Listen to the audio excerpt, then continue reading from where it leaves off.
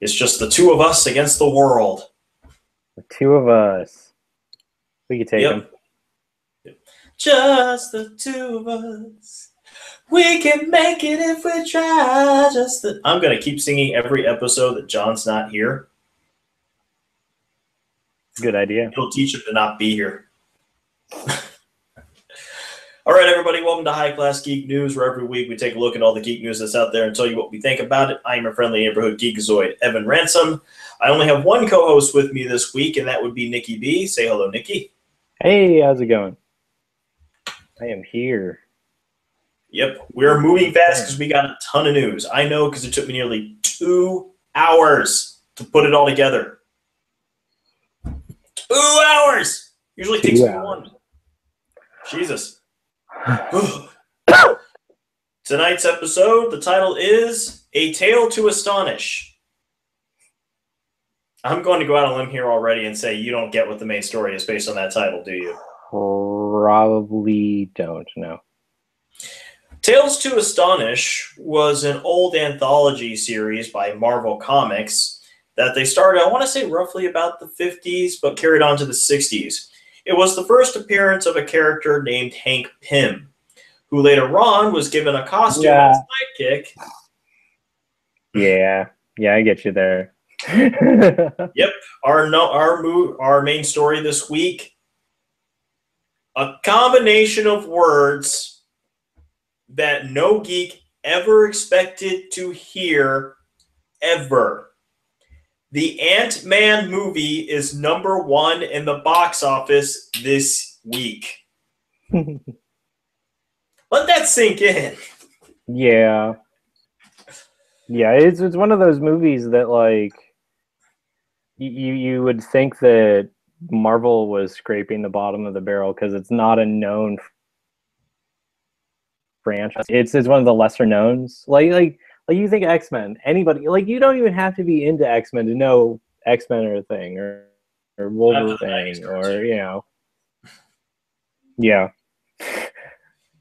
Well, I can say in this case, it isn't them scraping the bottom of the barrel, because they have been talking about doing an Ant-Man movie since way back in 2008 when they did Iron Man.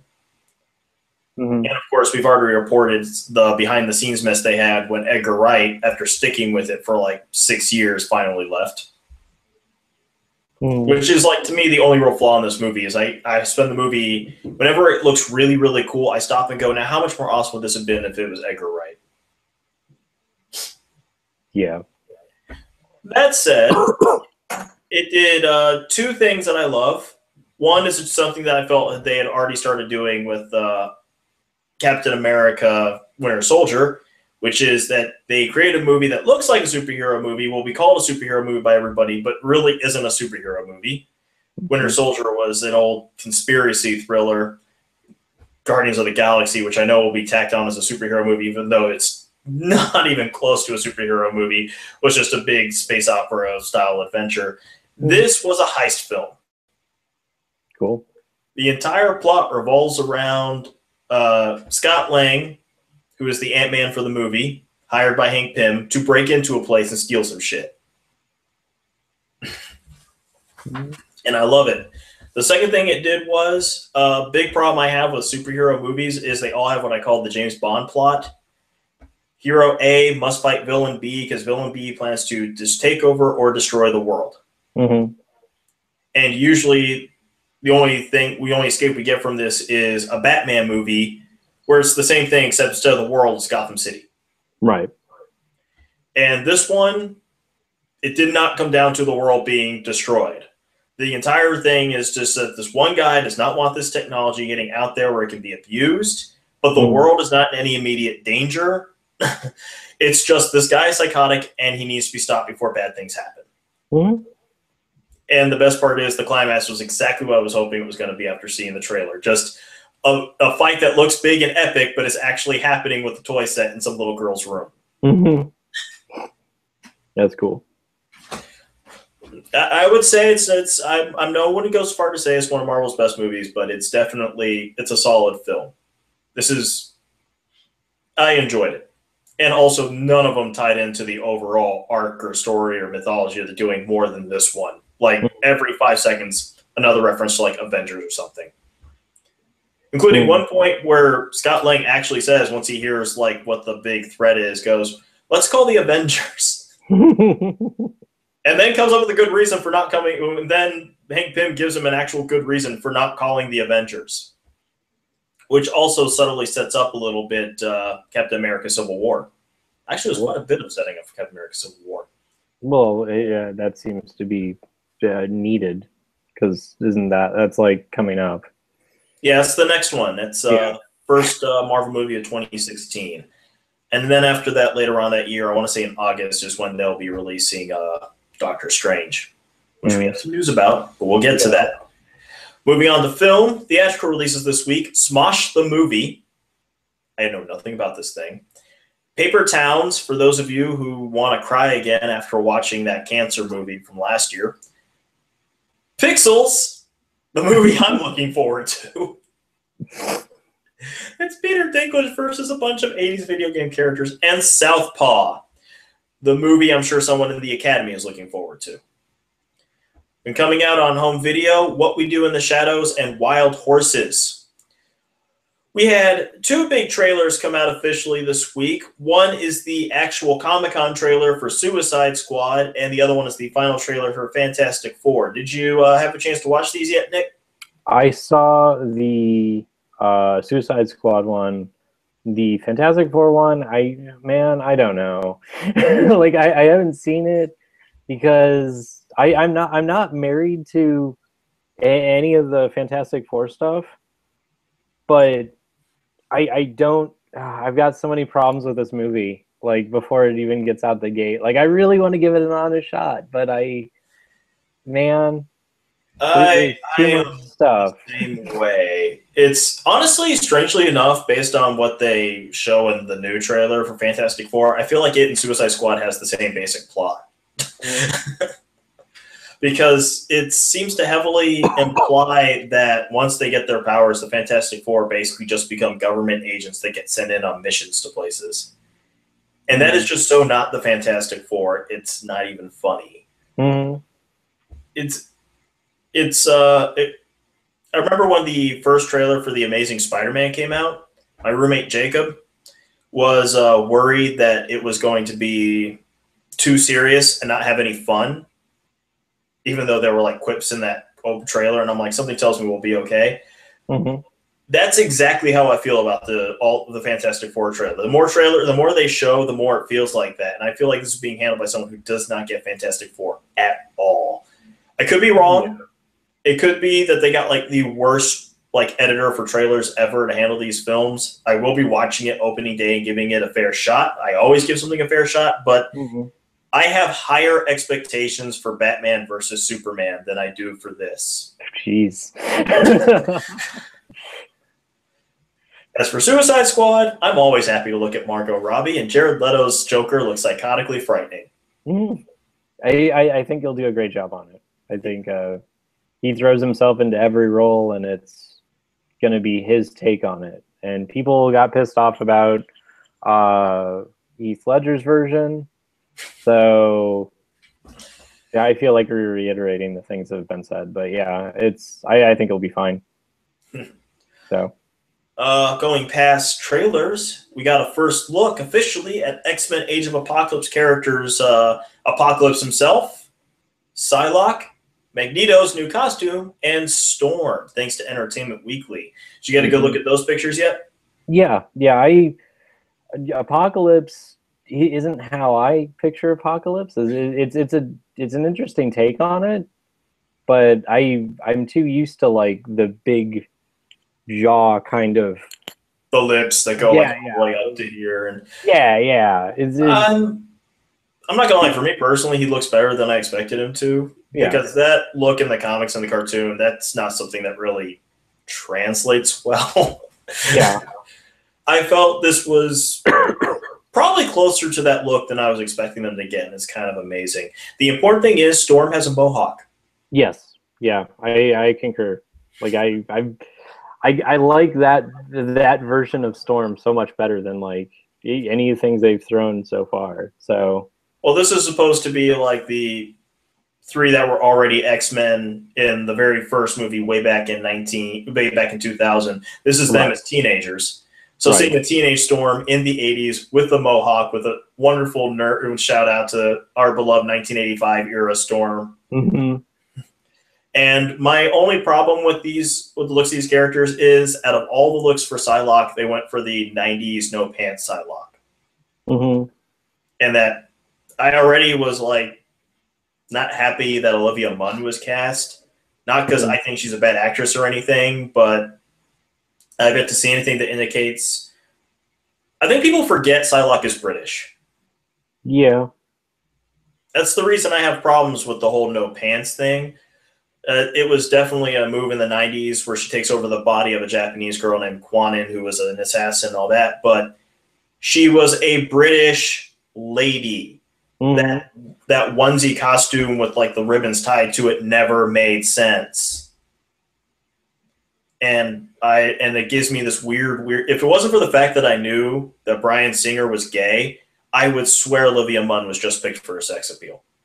Yeah, well, maybe it's not for him. Well, he's got Colossus. No.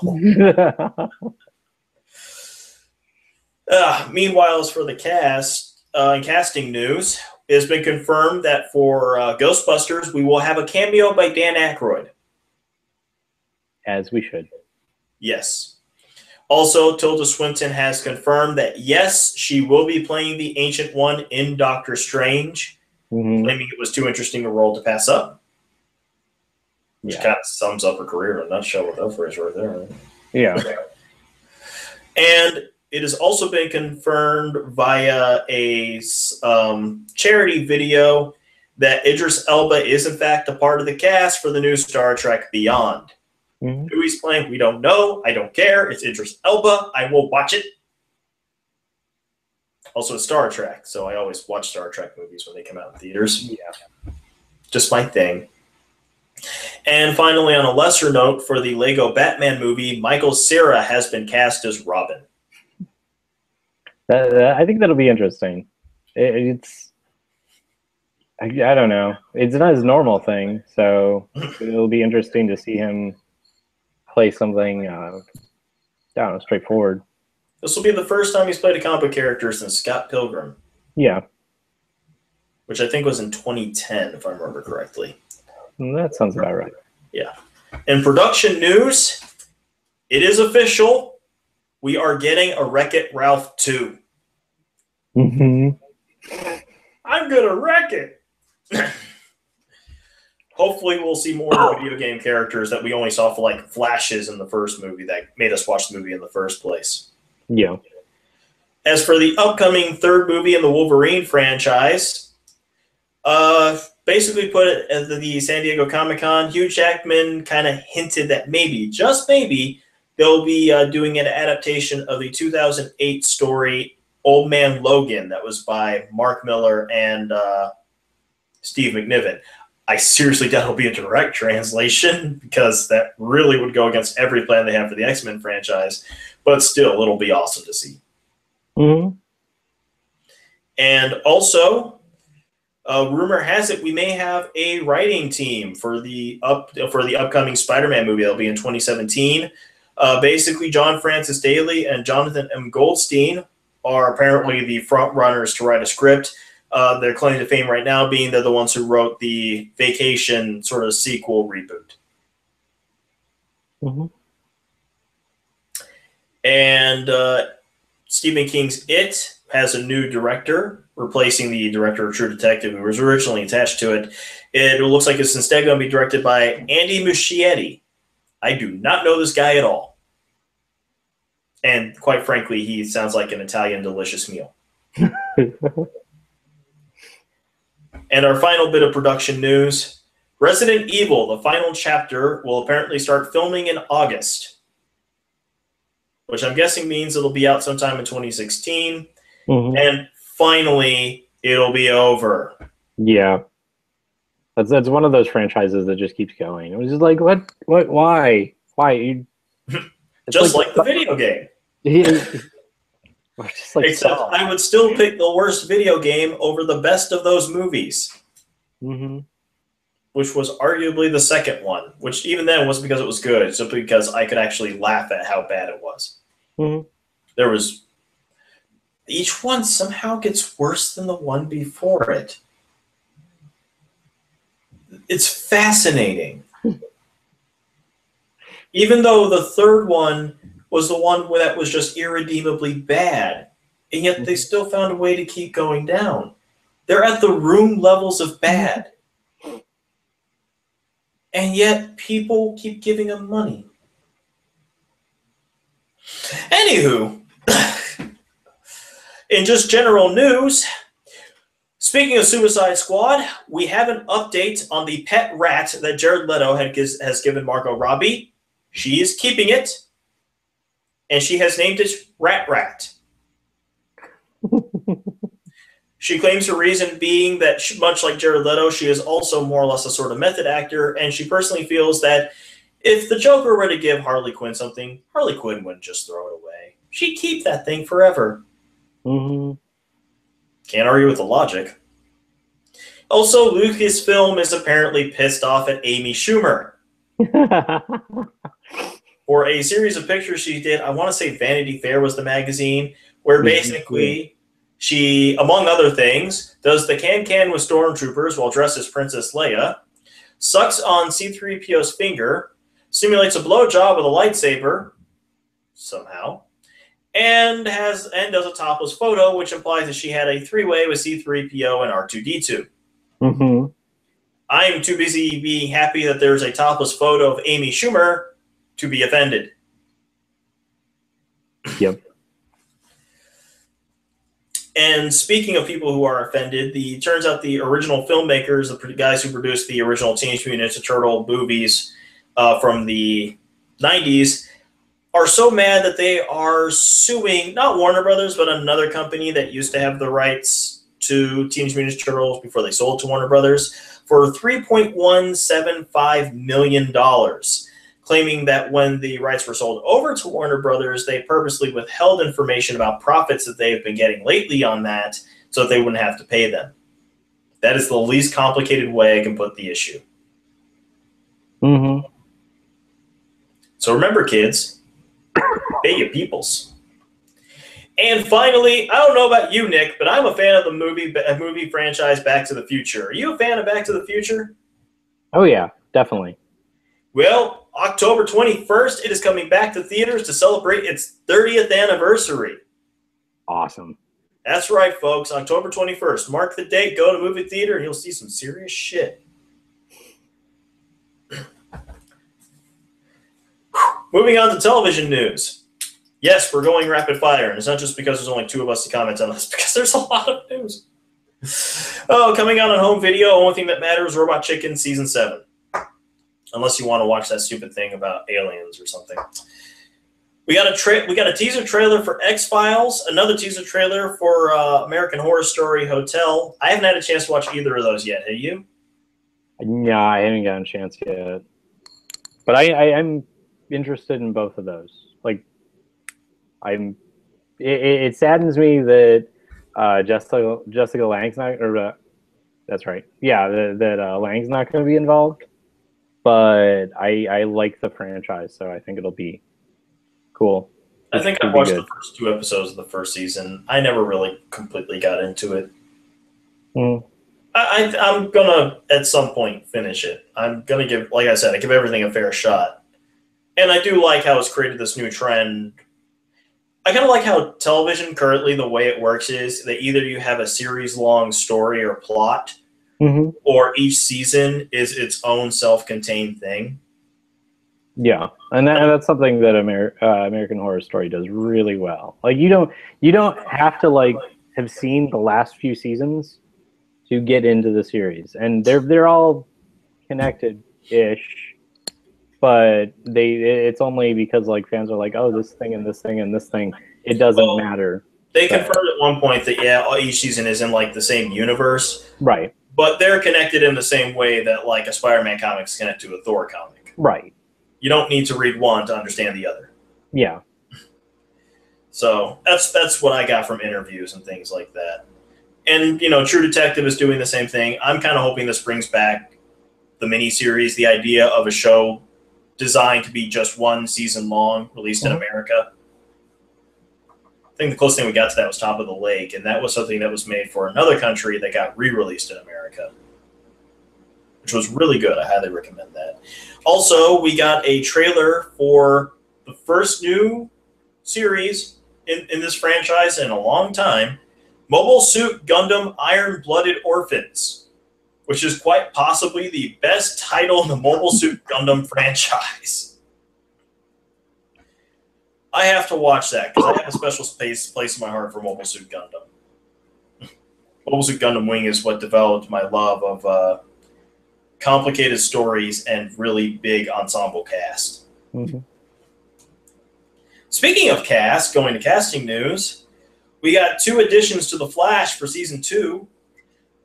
Professional badass actor Michael Ironside will be playing Louis Snart, who is who will be the father, the abusive father of Captain Cold. Always happy to see him. Mm-hmm. Plays professional bastards like nobody else. It's Darkseid, for God's sakes. Also, Adam Copeland, also known as the WWE's Edge, will be playing Atom Smasher.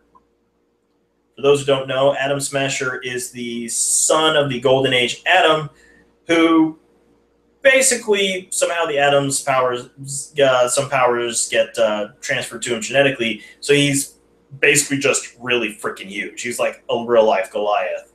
Though he is generally used sort of as a superhero, he's going to be used primarily as a villain for the series, which is not too out of the realm for his comic book counterpart, who has made some morally questionable decisions, particularly in Jeff Johns' famous JSA run. So, and of course, related to Flash is Arrow, and there we got a couple of new.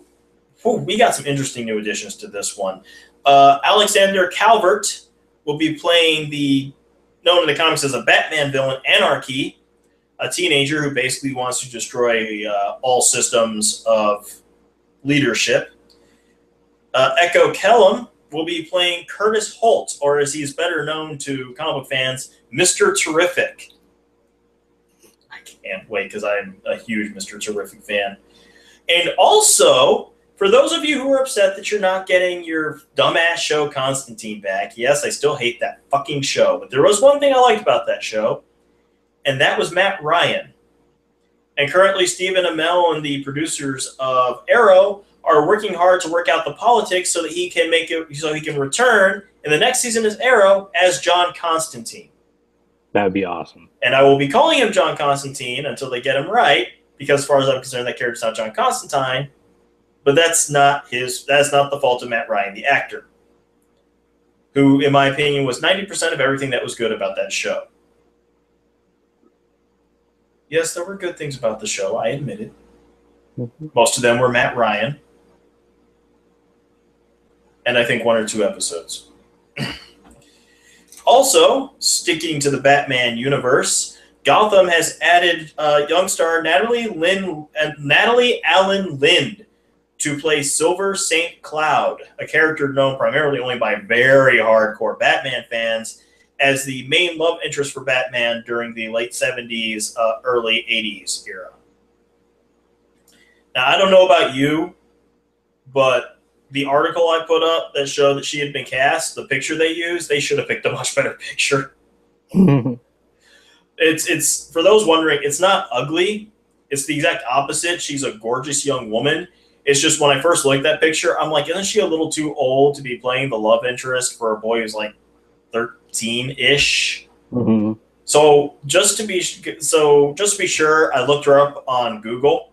You're more likely to find someone's age on a Google search, just from the search page that comes up, than you are from IMDb. It's kind of sad. Turns out she's only 15. Really? Yeah. I don't know.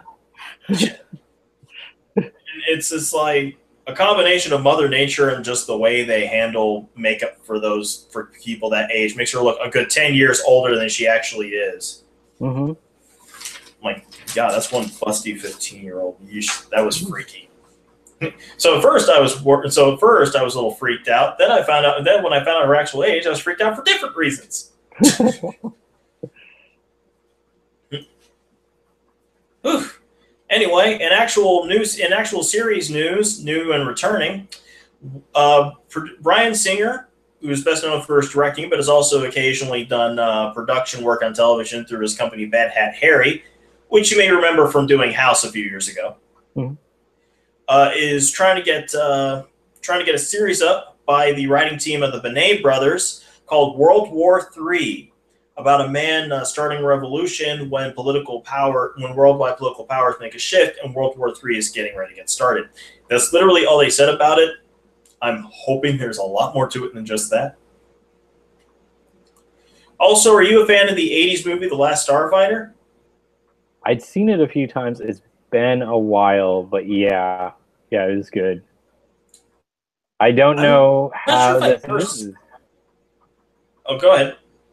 I don't know the news. I don't know how well that's going to work out. I don't think I ever got to see the movie all the way through, but it's one of those things where somehow I think through bits and pieces I got the whole thing. Yeah. That makes any sense. Make a series out of it. It will basically they're rebooting it, turning it into a television series, so it's not just a continuation of the movie. Right. And basically, it's going to be called the Starfighter Chronicles. So we'll see how that works out. And apparently, there's going to be a VR thing tied to it. Because, a regular arcade game won't be enough. And finally, one of my favorite shows from the 90s is coming back. Celebrity Deathmatch. Yeah. Dude, I was just recently talking to somebody like a couple weeks ago that like, hey, you know what? They should really do something with that property. That should be a thing again. So it awesome. will be. And they say they're updating it more for the social media crowd. So apparently they're going to try to do things with like Twitter and stuff like that, where I can't wait. It was one of those shows that was far more cathartic than it should be. Mm-hmm. It's like even the celebrities you like, you were always happy to see them just get destroyed. Mm-hmm. And that wonderful referee who looks tough, acts tough, but just allows everything. Yeah. I think the only time I ever saw him like get mad about something, he was like, "Fuck it, I'm getting into the fight." He winds up taking out both celebrities. And finally, in television news, it looks like we will be getting a crossover between Sleepy Hollow and Bones. Because that makes sense. Well, maybe Temperance Brennan will do science to Sleepy Hollow, and I don't know.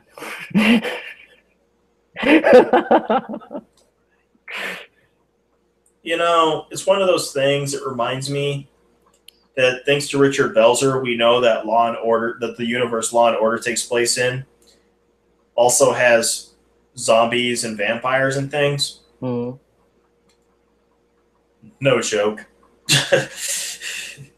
Yes, folks, it's in the same universe as the X-Files and Sesame Street. Thanks to a character named John Munch, look it up. And but they never try to cross over those shows beyond that one character appearance for a reason. Yeah. I really wish I could say the same thing about this. Oh, what a bad idea. It'll be silly. And Bones doesn't have too much left, right? I mean, isn't it like... I think it's on its 8th or 9th season coming up. I don't know why it's lasted this long. Yeah, it's one of those things. Like, the will they, won't they thing between... I don't even watch this show, and I already know they got together, they're married, they had a kid.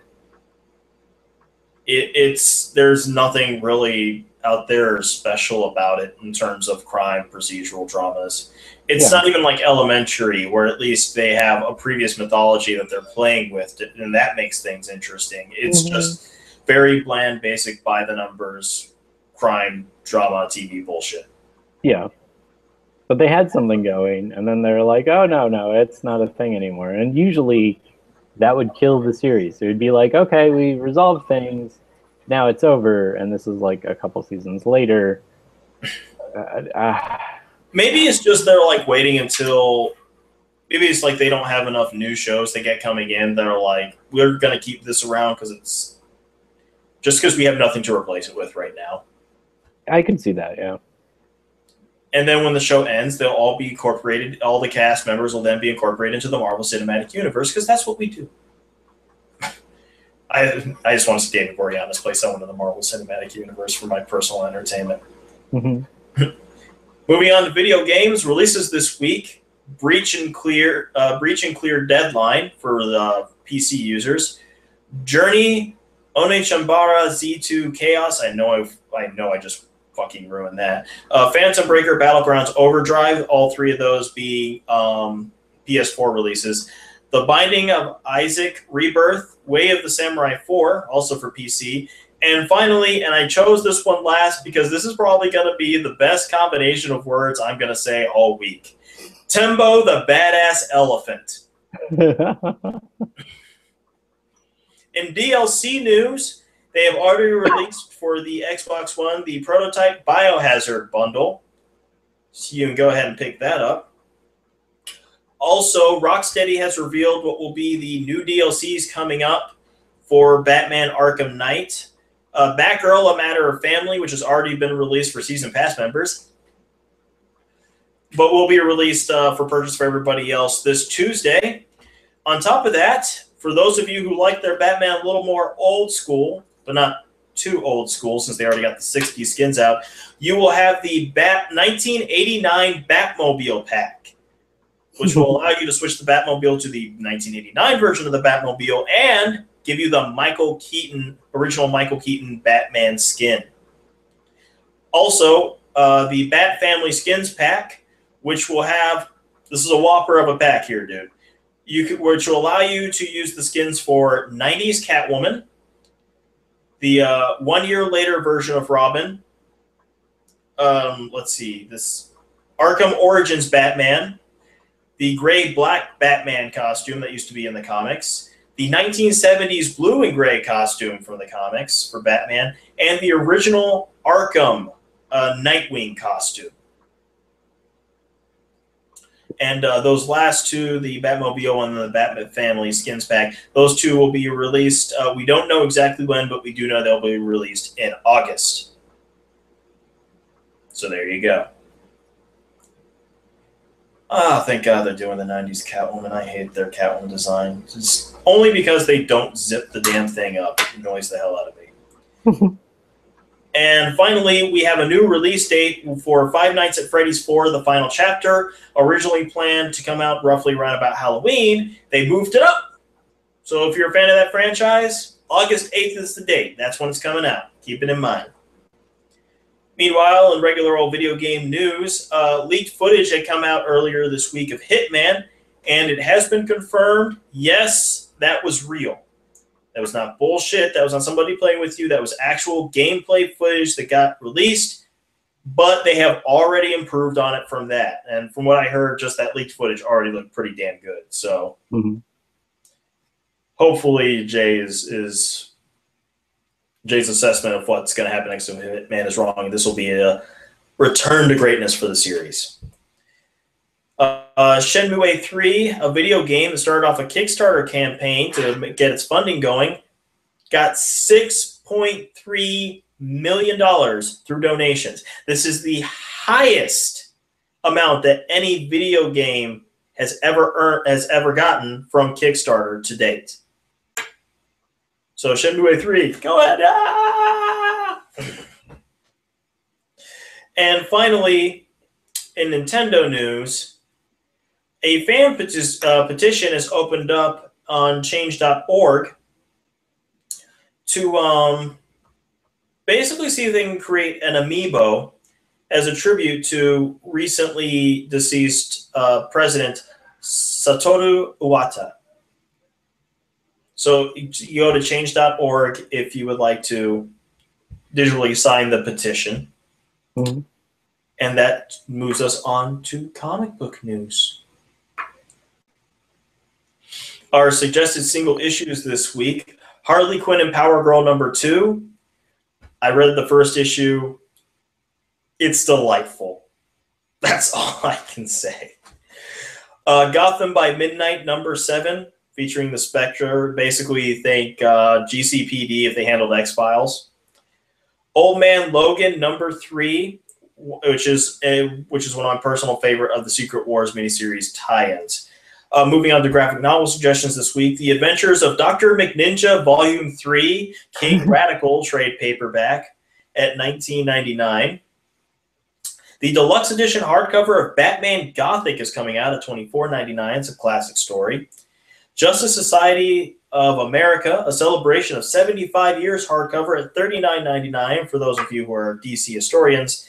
And Legends of the Dark Knight Norm Brayfogle hardcover, celebrating the artist for that at $49.99. Oh, that isn't it. I got the Wally Wood EC Comics Artisan Edition trade paperback at $49.99. That was one of the best horror artists of the Golden Age. Highly recommend that. Sixth Gun Hell and High Water trade paperback at $19.99.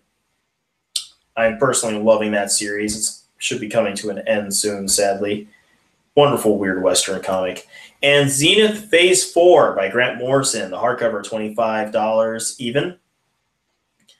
In Marvel news, was announced in the very last moments of the San Diego Comic-Con last weekend, is that they will be releasing another Spider-Man related title post Secret Wars called Spidey. This will be an in-continuity title about Spider-Man, Peter Parker specifically, during his teenage years. But unlike most of the titles, where it's primarily for teenagers, young adults, this will be an all-ages book. Each issue in the Mighty Marvel fashion will be a self-contained little story. So, yeah, bring the kids. You can never hook them too young. The guy working on it, named Robbie Thompson, he will be the writer, says his main inspiration are the Untold Tales of Spider stories by Kurt Busiek back in the 90s. That is one of my personally favorite all-time Spider-Man titles. I have the Omnibus. Can't recommend it enough. For you Spider-Man and Deadpool fans, there will be a Spider-Man Deadpool 9-issue miniseries coming out next year, being written and drawn by the original Deadpool team that launched Deadpool's first ongoing solo title back in the 90s, Joe Kelly and Ed McGuinness. I'll be reading that. And finally, Marvel has announced that soon they'll be having for 1 month a theme of hip-hop album covers for Marvel Comics. Yeah, they got to be seen to be believed. Oh, God. That's worth it just for MC Spider and DP Pool. Deep. Whew. In DC Comics news, in the most recent issue of Justice League by Jeff Johns, Batman has taken on a whole new role in the DC universe. Basically put, he took advantage of the fact that the new god, known as Metron, apparently left his seat for just long enough for Batman to take his place, and now Batman is the god of knowledge. And people say Superman is too overpowered.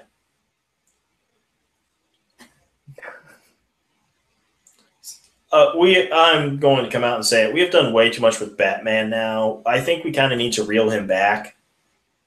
Once you've turned him into a literal god, that's right there with Moonraker for the James Bond franchise. We've gone too far out there.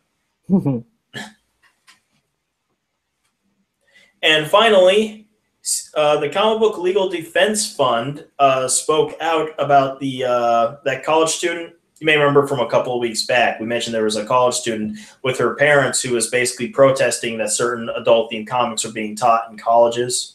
Oh, yeah, right. Yeah, which fortunately the college basically said, no, we're going to keep them. But the Comic Book Legal Defense Fund has pointed out that somehow this has turned to a new trend where people are challenging the validity of having certain comic books in college courses, to the point where they have a grand total of 10 cases that they've worked on this year alone involving that subject. So people, keep the comics in the colleges. They're there. We use them for educational purposes for a reason. And quite frankly, they put books in colleges that are far worse than any of these comics that seem to be getting the Mhm. And now comes the part where we must say goodbye to those we have lost this week. The first of which being one Sebastian at 64, a musical superstar, assuming, of course, that you're into Mexican music. Yes, you may be thinking, that's not very geek, but a life is a life. And he meant something to someone. To many someones, it seems. But if you're looking for something a little more geeky and you're a cinephile, Aubrey Morris at the age of 89 passed away. The actor known as Mr. Deltoid in A Clockwork Orange. You know, the one who makes you feel very uncomfortable because he called Malcolm McDowell by the balls in that one scene. I'm still feeling uncomfortable about that. I may need an adult. Also from the Godfather franchise, Alex Rocco, age 79, who is better known to you fans as Mo Green, has passed away. He's going to eat cannoli in the great Italian restaurant in the sky. He will be missed. Time to move on to science. Science! Yeah. I had to In astrology news, we have the best pictures we have ever had up to this point in the history of man of Pluto. And by best, I mean we actually know what the fuck the planet looks like now. And it's been memed to death. No kidding. I like this up. One person was drawing I guess it's supposed to be NASA notes, and one person drew where there's a heart. Because everything's a meme. Everything. In technology news, Microsoft has confirmed that they have finalized Windows 10. So look for that to be ruining your computer system in the near future. Also, for those who are a huge fan of the old school Commodore company who gave us the Atari and the Commodore 64, they're releasing a new Android phone called the Commodore PET, which will actually have emulators built into it for both the Atari and the C64. That's cool. You can have your geek in your pocket. Because, you know, I don't have my geek in my pocket already.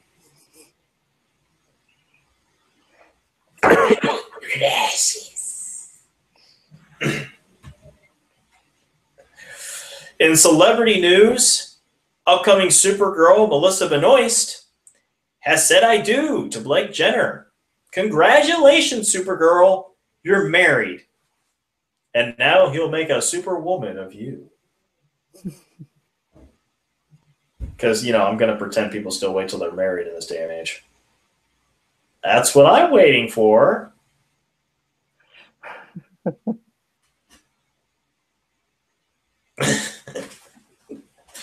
Also, at last week's San Diego Comic-Con, Jamie Lee Curtis is just all kinds of awesome. We already love her because of her horror movie legacy. But, okay, two things. One, there was the quote I put up as my status update a couple days back that confused my sister, where she pointed out that she is such a huge fan of Firefly that she would actually geek out if she met Nathan Fillion. I pray to God he saw that quote too, because I can only imagine how he would respond to the fact that Jamie Lee Curtis would geek out to him. Yeah. But by far, even a bigger win than that is that she decided to go to the San Diego Comic-Con cosplaying as Vega from Street Fighter. And she looked awesome. I love you so much, Jamie Lee Curtis. This is the best thing you've done since you did that striptease dance in True Lies.